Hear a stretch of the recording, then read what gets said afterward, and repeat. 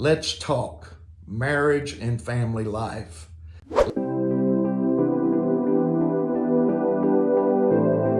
Greetings from the office of Pastor Kevin Martin, and welcome to Let's Talk Marriage and Family Life.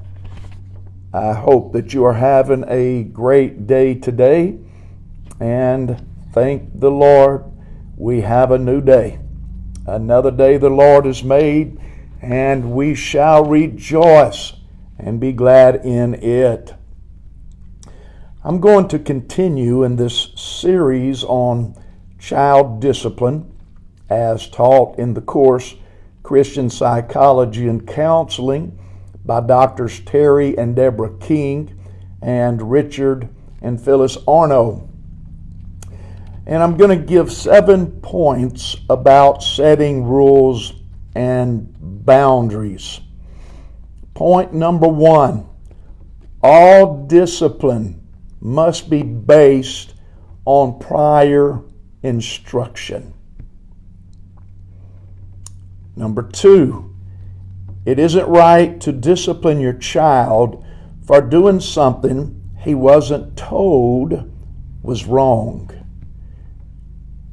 Number 3, rules must be established and communicated. Number 4, rules must be defensible. In other words, we must maintain obedience.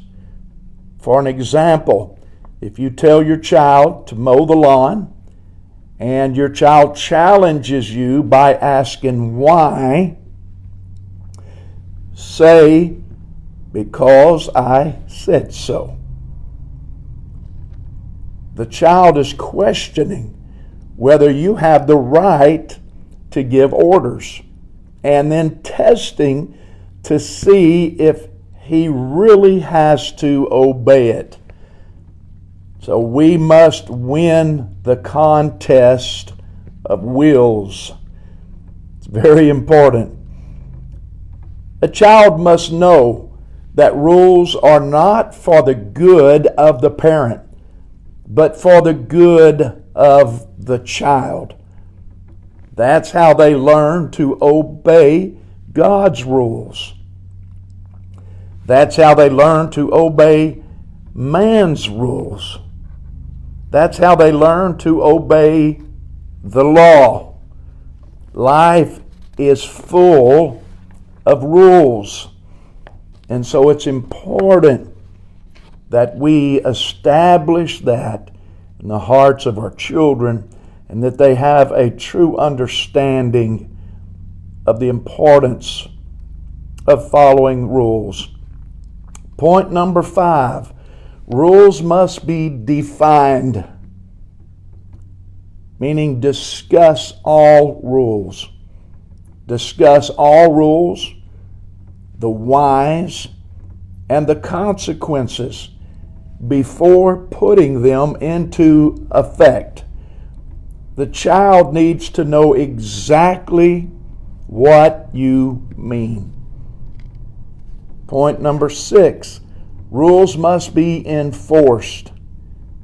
If you don't follow through with your rules, you are giving way for kids to disobey you.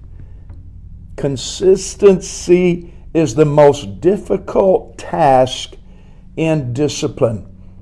Children can wear you down. Children can wear you down. It is better to be consistent with a few rules than inconsistent with many. I'm going to say that again for it to sink in. It is better to be consistent with a few rules than inconsistent with many. Point number 7, rules without relationship lead to rebellion. This is so important. Rules without relationship lead to rebellion. Express a lot of love to your children. Express a lot of love to your children. And remember, children spell love Time. Nothing will substitute for spending time with a child. I once read a story about a man that he was gone all the time. So he bought this nice robot for his child to have and to play with, but he was noticing that the child's behavior was getting worse and worse. And so he realized robots cannot take the place of a parent's time. When you give them time, you show them love, it will make a big difference in how our children will act. And I'm going to end with this. Don't be constantly critical of your child.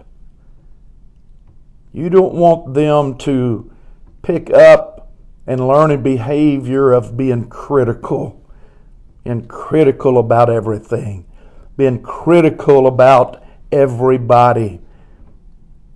And don't expect your child to be a carbon copy of you. They're different. They're different in every way. Each child has certain natural God-given gifts and talents.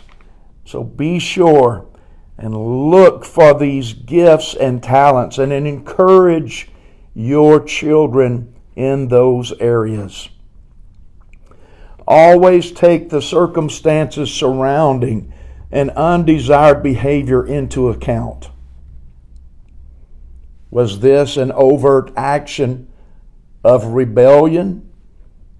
Or was it a child reacting in a sickness?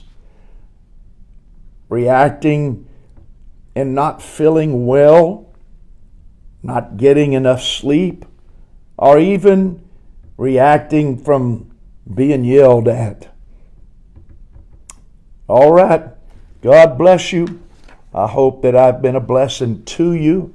This is my last podcast for this week. I will be back online on Monday. Hope you have a great rest of the week and the weekend. God bless. I'll see you next week.